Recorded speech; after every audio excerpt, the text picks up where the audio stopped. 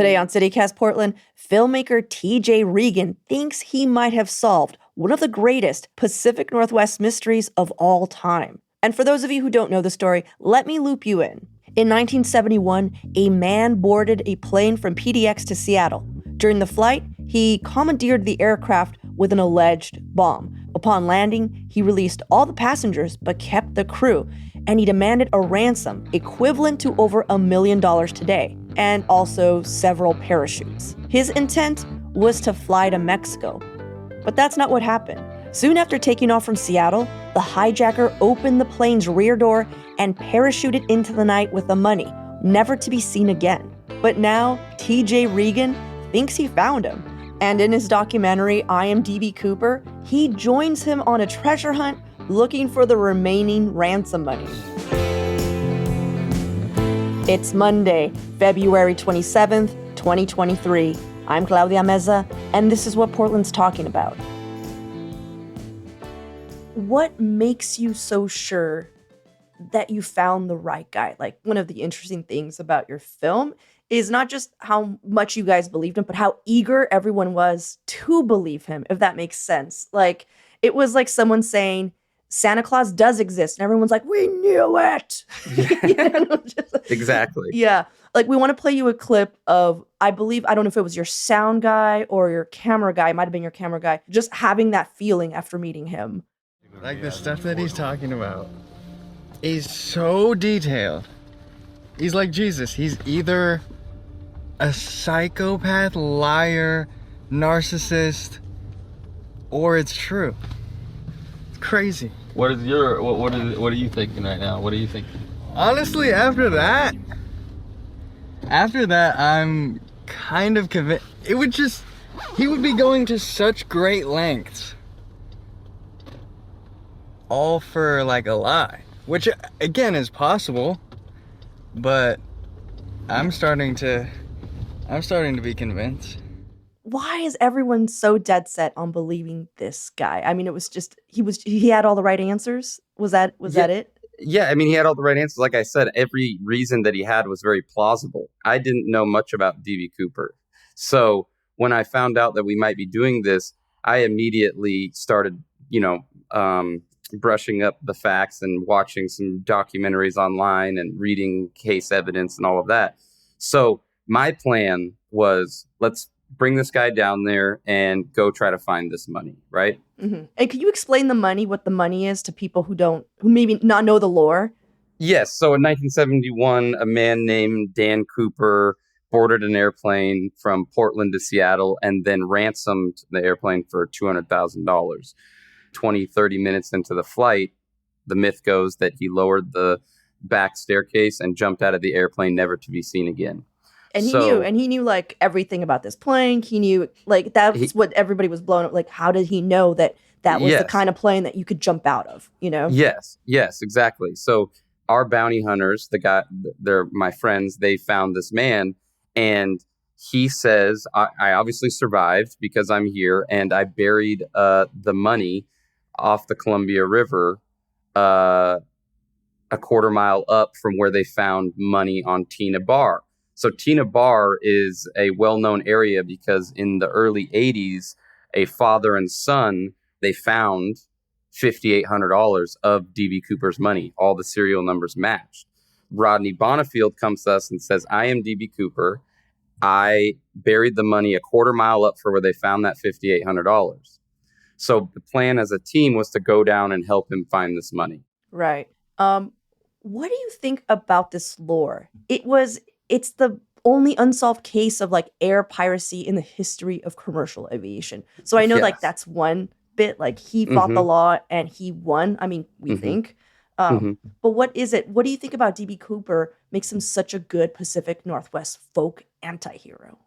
Yeah, and I think that even when you said like the only unsolved air piracy in all of the world, I think more what makes him a legend, worldwide or in the United States, or speaking of him as this, this myth, it is because he was able to get away and do things in a way that he wasn't able. He didn't harm anyone. He got away with the money. He kind of stuck it to the man in a sense. And he was polite. Remember, everyone he- was like, and he was so Yes. polite. Everyone was charmed by him.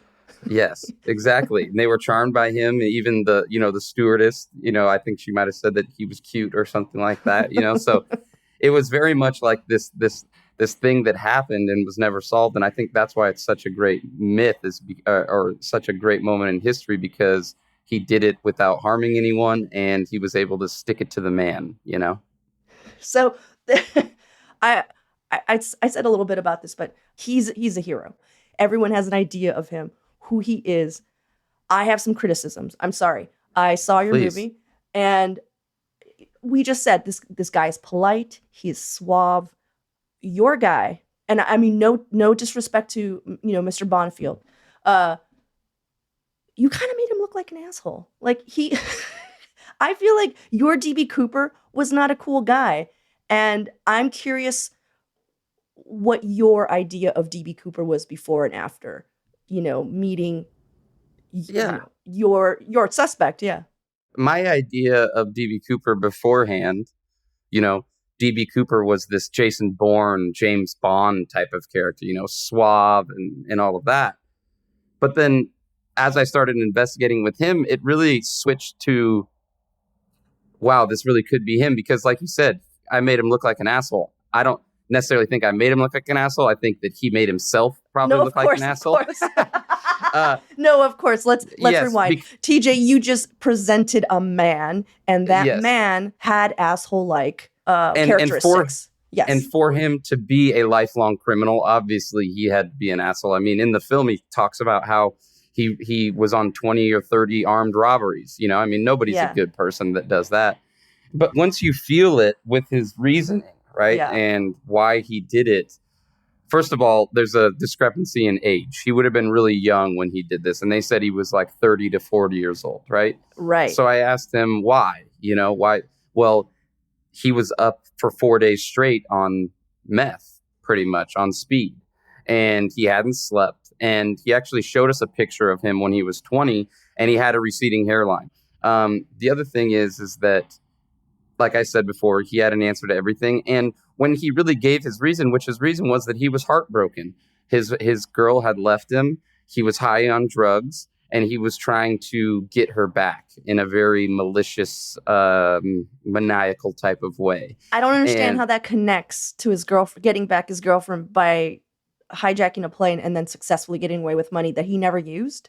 Yes. So that he hid. So this is what makes it so interesting. So what his story is that he was going down.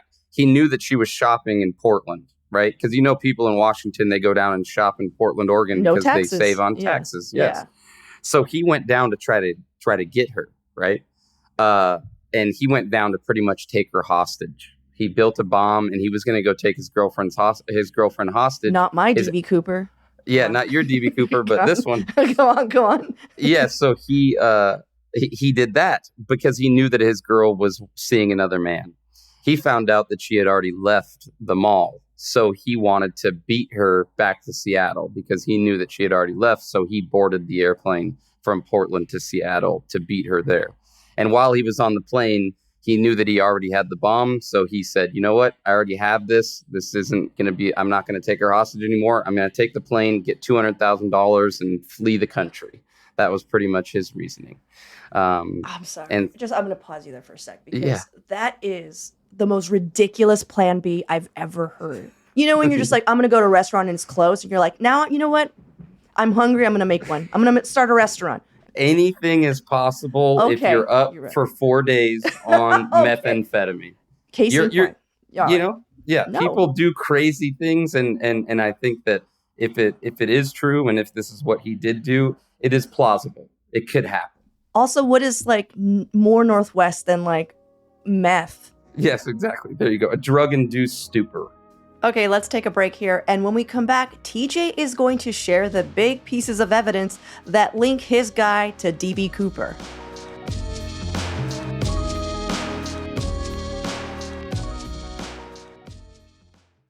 So you did a ton of research on DB Cooper to make this movie, obviously. But what details about the hijacking, like what new things in your research did you find that you hadn't heard before that you think most people haven't heard? The two pieces of solid evidence that really brought us to think that it could possibly be him. One is that in recent discoveries, they had found a certain type of titanium alloy on his tie that would only be done by an engineer or somebody that worked at Boeing, right? I asked Rodney, why were you wearing a suit and where did you get the suit from? He said, I got it from my father, right? Back in the day, people used to wear suits to go work at Boeing. And we did our fact checking. Rodney's father worked at Boeing in the area that he might be able to have gotten some of those particles on his tie, right? Oh, well, okay, so here's the deal. Yes. The son of someone who works at Boeing, what did his dad do in Boeing? His dad worked in the engineering department of Boeing. So you're saying that the son might also, because his father is an engineer of planes, would have knowledge of how this plane would work. No. So that would be the second part, is that the reason why Rodney knew about the airplane is because he had this friend named Roger Gackle. Roger Gackle's father worked on airplanes as well, and he was a flight controller. And we have confirmed that there is a man named Gackle that worked as a flight controller. So Rodney's friend Roger brought him to his dad's work, and his dad showed him all of the inner workings of the airplane and how it worked. So that was his story. That was his story of how he knew about the airplane, right? Mm-hmm. So again, he's just saying these stories using these names, and these names are checking out for us. Mm-hmm. Okay. Yeah. I brought you on, TJ, because I'm kind of a big DB Cooper nerd, and I was just yelling at your documentary, but in a good way. Do you know what I mean? Like, I was just like, "What do you mean?" So there's been some speculation. I'm sure you saw this too. That a big reason that DB Cooper wasn't found, if he is alive, is that they've been looking for a white guy, and that he wasn't. Actually, he might have not been white, if that makes sense. But according to, some didactic FBI file from some DB Cooper heads, the woman was like, he was swarthy, and also the description is olive skin, and Rodney is pink. What do you think about those theories, or that theory in particular, that maybe this dude might have been indigenous to the area, quite literally? Or not a white guy? What do you think? Yeah, I mean, I think that what you're saying is very plausible. I think the one thing that I do have to just say or address is the fact that I'm telling the story of my DB Cooper. I'm telling the story of Rodney Bonifield's story. Mm-hmm. Whether or not it's true or not, I'm telling the story of a man who has been claiming to be DB Cooper since 1971. Because the FBI could watch my film tomorrow, or they've already seen it, and completely chalk them off the list because, like you said, you're yelling at the screen saying, this is crazy. And it is, that I completely agree with you as well. It's a good ride, though. Okay, after all this, do you still believe him? Do you believe Rodney, after spending that much time with him, do you still believe that he is your DB Cooper? So I have a classic answer to this, because obviously that's a main question. I would not bet my life that it is Rodney Bonifield.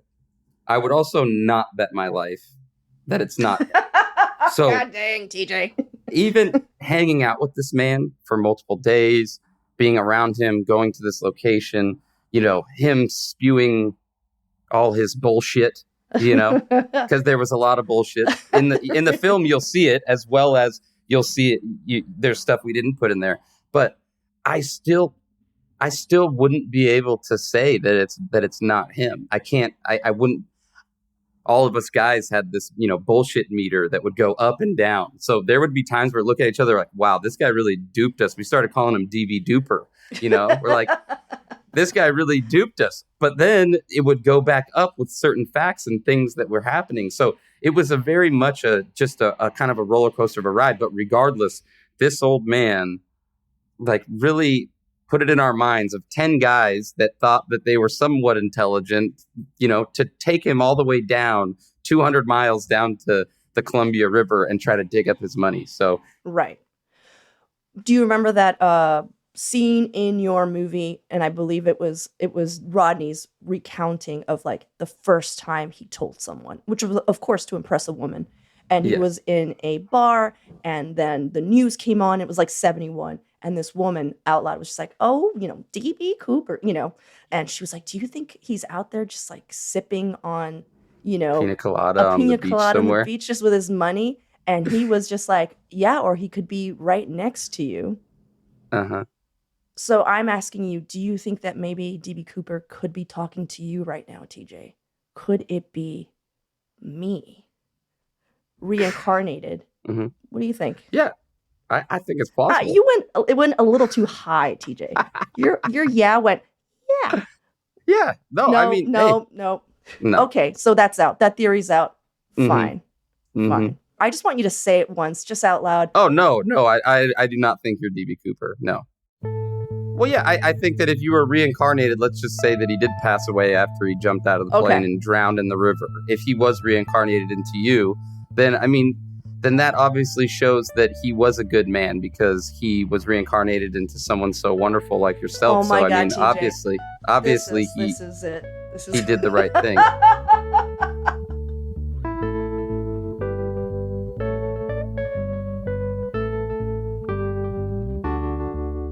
And now for your microdose of news. 2 of Portland's most iconic hotels are changing ownership. Maryland-based Pebblebrook Hotel Trust signed a $45 million sales agreement to offload the historic Heathman Hotel last Wednesday. They also put the Nines up for sale the following day. It's almost like there's some major disruption coming to the hotel market in Portland. Oh yeah, the Ritz-Carlton. And Portland State University announced an expansion of its free tuition programs last week.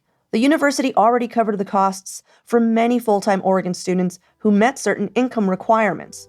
Now part-time students will be eligible too. For even more Portland news and events, sign up for our daily newsletter, Hey Portland. We'll throw a link in the show notes.